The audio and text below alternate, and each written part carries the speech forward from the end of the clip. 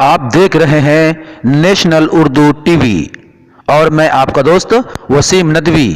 وہ کون سے بنیادی 3 عقائد ہیں جن کو تمام انبیاء نے آدم اولاد کے سامنے پیش کیا؟ سنیں، سماعت فرمائیں اس ویڈیو کو۔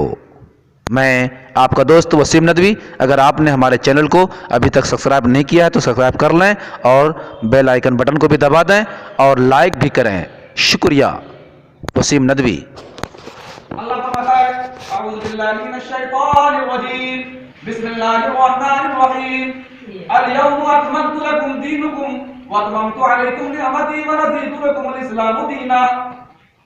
اللہ نے حجۃ الوداع کے موقع سے نبی کریم صلی اللہ علیہ وسلم کے سینے پر جبرائیل امین کے ذریعہ سے اس کلام پاک کی آیت کو نازل فرمایا اور اللہ نے بتلایا کہ وہ اسلام، وہ دین جس کو لے کر آدم علیہ السلام آئے تھے۔ انسان آدم کی اولاد، آدم سے بنا آدمی، اور آدمی کے سب سے پہلا انسان آدم ہے، اور آدم ایک دین لے کر آئے۔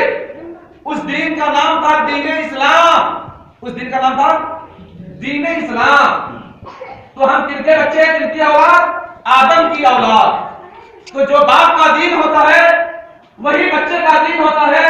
آج کسی بھی مذہب کے لوگوں کو آپ پوچھیں گے، اگر آپ ان کے سامنے اسلام کی حقانیت کو بیان کریں گے، اسلام کی دلائل کو ان کے سامنے رکھیں گے، ایک اللہ ہونے کی دلیل ان کے سامنے پیش کریں گے، جب اسلام کی حقانیت ظاہر ہو جائے، جب اسلام اس کے اوپر میں ظاہر ہو جائے، ایک اللہ ہونا ثابت ہو جائے، تو دیگر مذاہب کے لوگ کہتے ہیں کہ میں اپنے باپ دادا کی پرمپرا کو کیسے چھوڑ سکتا ہوں؟ تو قرآن کہتا ہے ھذا اساطیر الاولین، تم یہ کہتے ہو یہ میرے باپ دادے کا پرمپرا ہے اور میرے باپ دادا یہی کام کرتے ہوئے آئے ہیں، اسی دھرم کو مانتے ہوئے آئے ہیں، میں کیسے چھوڑوں؟ تو تمہارا باپ سب سے پہلا انسان آدم ہے اور آدم دین لے کر آیا، دین اسلام۔ تو آپ بتاؤ کہ تمہارا دین کون سا ہوا؟ ہمارا دین دین اسلام ہوا۔ ہمارا دین دین اسلام ہوا۔ قرآن فرماتا ہے ھذا اساطیر الاولین، یہی تو دین ہے جو تمہارے باپ دادا کی دین ہے، اور تمہارا باپ آدم ہے، آدم کو میں نے دین دیا تھا، وہ دین اسلام دیا تھا۔ یہی نہیں، دنیا کے اندر میں جتنے بھی مہاپرش آئے، دنیا کے اندر میں جتنے بھی پیغمبر اور سندیش آئے، وہ دنیا کے اندر میں آنے کے بعد اللہ کے اسی میسج کو، اسی دین اسلام کو، اسی اللہ کے وحی دین کو، جس کو کہ اللہ فرماتا ہے ان الدین عند اللہ الاسلام، اگر اللہ کے پاس کوئی دین ہے تو وہ دین اسلام ہے۔ وَمَن يَبْتَغِي غَيْرَ الْإِسْلَامِ دِينًا فَلَن يُقْبَلَ مِنْهُ۔ اب اگر تم اسلام کو چھوڑ کر کسی بھی دین کے اوپر میں پوری زندگی کھپا دیتے ہو، ان پر مال صرف کرتے ہو، اس پر جان لٹاتے ہو، اس پر قربانیاں کرتے ہو، بڑے بڑے کام کرتے ہو، تو تم کو کوئی فائدہ نہیں ہوگا، کیونکہ اللہ اسلام کے علاوہ کسی دین کو قبول ہی نہیں فرماتا، قبول ہی نہیں فرماتا۔ انبیاء آئے، شیس علیہ السلام آئے، لوط علیہ السلام آئے، اور نوح علیہ السلام آئے، یحییٰ آئے، زکریا آئے، ہارون آئے، یعقوب آئے، اسماعیل آئے، اسحاق آئے، ابراہیم آئے، دنیا میں دیگر تمام انبیاء آئے۔ آپ محترم دوستو، موسیٰ آئے، عیسیٰ آئے، اور آقا مولانا نبی کریم صلی اللہ علیہ وسلم کے جتنے بھی انبیاء آئے، یہی پیغام لے کر آیا اور یہی سندیش سنایا، اور یہ 3 بنیادی باتیں دنیا کے اندر میں جتنے بھی انبیاء آئے، ان تمام انبیاء نے 3 بنیادی باتیں اسلام کا اللہ کے بندوں کے سامنے، آدم کی اولاد کے سامنے پیش کیا۔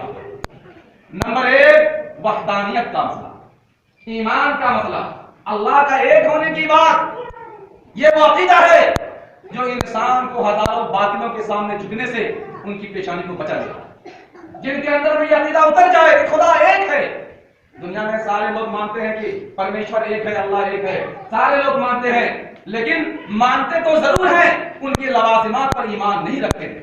مثال کے طور پر کوئی آدمی مانتا ہو کہ اللہ ایک ہے لیکن ہر چیز پر قادر نہیں، کوئی آدمی مانتا ہو کہ اللہ تو ایک ہے اور بارش دینے والا کوئی اور ہے، کوئی مانتا ہو اللہ تو ایک ہے لیکن دنیا کے معاملات اور تقدیر کا فیصلہ کرنے والا کوئی بھی دیگر انسان اللہ کا ولی ہے یا مہاپرش ہے یا دیگر لوگ ہیں۔ پتہ چلا مشرک ہم سے کہیں گے جو اللہ کو تو مانتا ہے لیکن اللہ کی ذات کے ساتھ کسی کو شریک کر دیتا ہے کہ ان کے ذریعہ سے کام ہوگا، گویا کہ اللہ قادر مطلق نہیں مانتا اللہ کو۔